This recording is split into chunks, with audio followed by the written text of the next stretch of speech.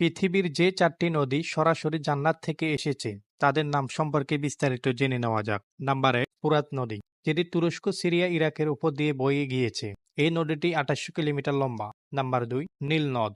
এই নদের অবস্থান মিশরে। ইসলামের ঐতিহ্যের সাথে সবচেয়ে বিখ্যাত সংযোগ রয়েছে নবী মুসা আলাইহিস সালামের জীবনের গল্পের সাথে। নীল নদের অববাহিক ৩,২,৫৫,৫৫৫ বর্গ কিলোমিটার। নাম্বার ৩, তুরস্কের জাইহান ও শাইহান নদী। সহিহ মুসলিমের জাইহান নদীকে জান্নাতের নদীগুলোর মধ্যে একটি হিসেবে উল্লেখ করা হয়েছে।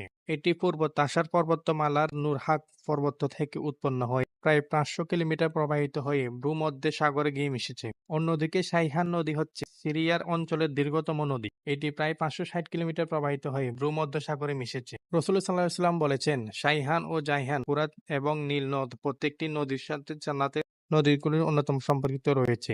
নাম্বার ৪, জান্নাতের নদী কাউসার। কাউসার জান্নাতের অন্যতম নদী, যা শেষ নবী হযরত মুহাম্মদ সাল্লাল্লাহু আলাইহি সাল্লামকে হজ রূপে দান করা হয়েছে। সেখান থেকে মহানবী তার উম্মতকে কিয়ামতের দিন পানি পান করাবেন। একবার কেউ এই পানি পান করলে তাকে কখনো পিপাসা স্পর্শ করবে না।